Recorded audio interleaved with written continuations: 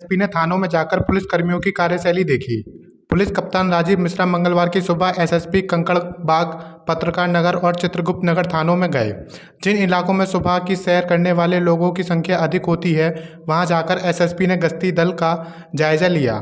फिर थानों में जाकर पुलिस कर्मियों की कार्यशैली देखी।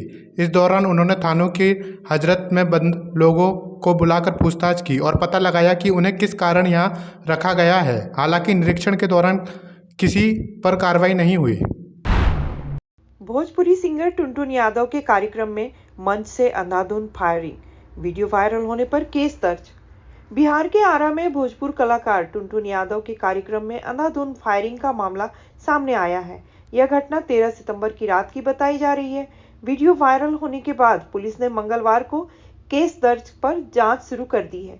मामला भोजपुर जिले के बिहियां थाना इलाके के भीमपट्टी बेलवनिया गांव का है। बताया जा रहा है कि गांव में आयोजित एक श्रद्धांजलि सभा में टुनटुन यादव पहुंचे थे।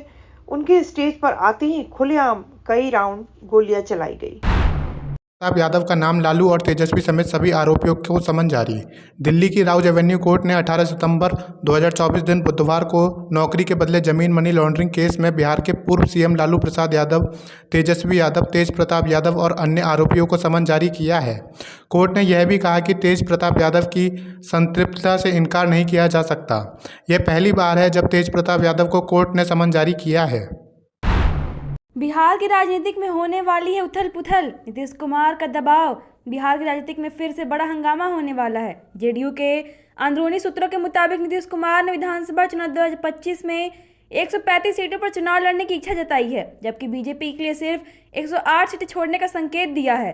इसी बीच बीजेपी के सहयोगी दल जैसे चिराग पासवान और उपेंद्र कुशवाहा भी अपनी अपनी सीट की दावेदारी कर रहे हैं।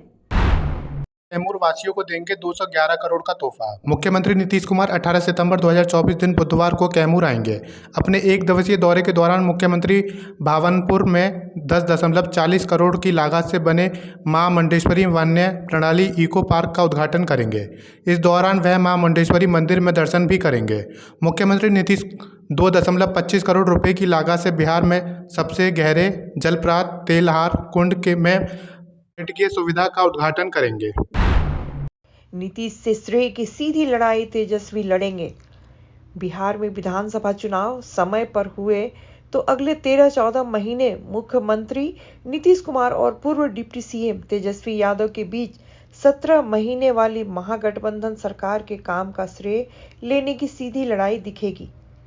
लालू प्रसाद यादव की पार्टी आरजेडी ने दूसरी बार बनी महागठबंधन सरकार के 9 काम गिनाकर इसे तेजस्वी यादव का समर्पण बताया है और यह भी बताया कि काम किसने किया, ये बिहार की जनता है। के करीबी अमित कल्याण को बड़ी राहत। बिहार के पूर्व मुख्यमंत्री और राष्ट्रीय जनता दल आरजेडी के राष्ट्रीय अध्यक्ष लालू यादव के करीबी अमित कल्याण को लैंड फॉर जॉब मामले में बड़ी राहत मिली है। दिल्ली हाईकोर्ट ने मंगलवार को कारोबारी कल्याण को रेलवे में नौकरी के बदले जमीन घोटाले से जुड़े मनी लॉन्ड्रिंग के मामले में जमानत दे दी है।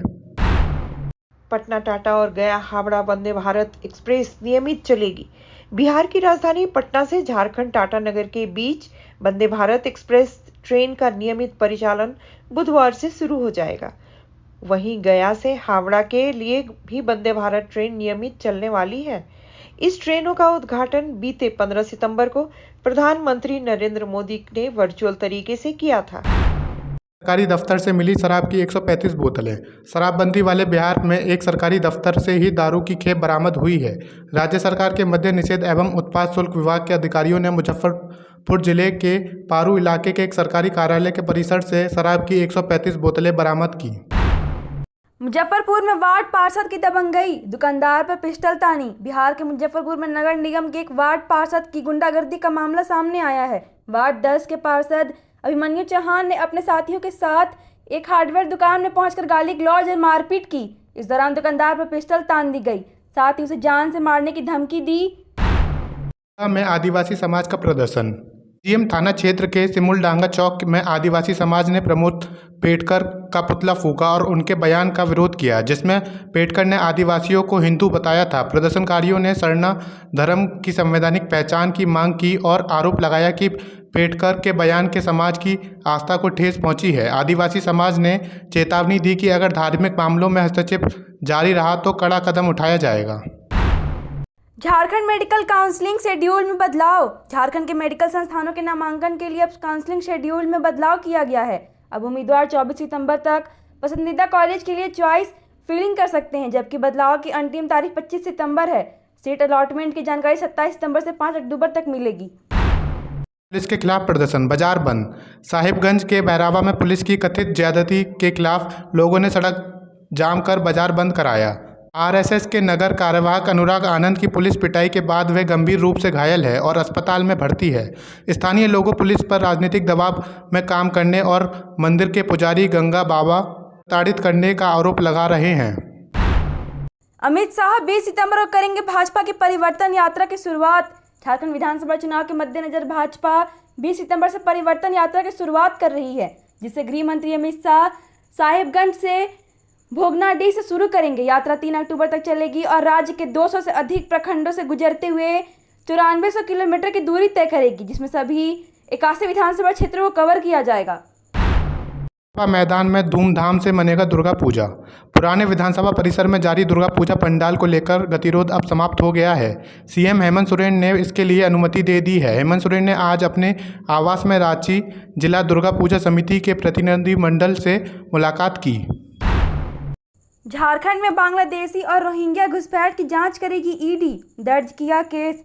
झारखंड में मनी लॉन्ड्रिंग के विभिन्न मामलों की जांच कर रही ईडी अब राज्य में बांग्लादेशी और रोहिंग्या घुसपैठ मामले की जांच करेगी। ईडी ने इस मामले में एक नया केस किया है। ईडी ने यह केस रांची के बरियातू थाने में गत 4 जून को कांड संख्या 188/2024 में दर्ज प्राथमिकी के आधार पर किया है। शामिल होते ही भगवा रंग में रंगे चंपाई सोरेन। भाजपा में शामिल होते ही चंपाई सोरेन भगवा रंग में रंगते नजर आ रहे हैं। चंपाई सोरेन जेएमएम के गढ़ सतनाल परगना में सेंधमारी की कोशिशों में जुट गए हैं। बांग्लादेशी घुसपैठ के मुद्दे को वह जोर शोरों से उठा रहे हैं। पाकुड़ में एक रैली के संबोधित करते हुए कोलान टाइगर ने कहा कि घुसपैठियों के कारण सामाजिकता बिगड़ रही है और आदिवासी संस्कृति को नुकसान पहुंचा रहा है।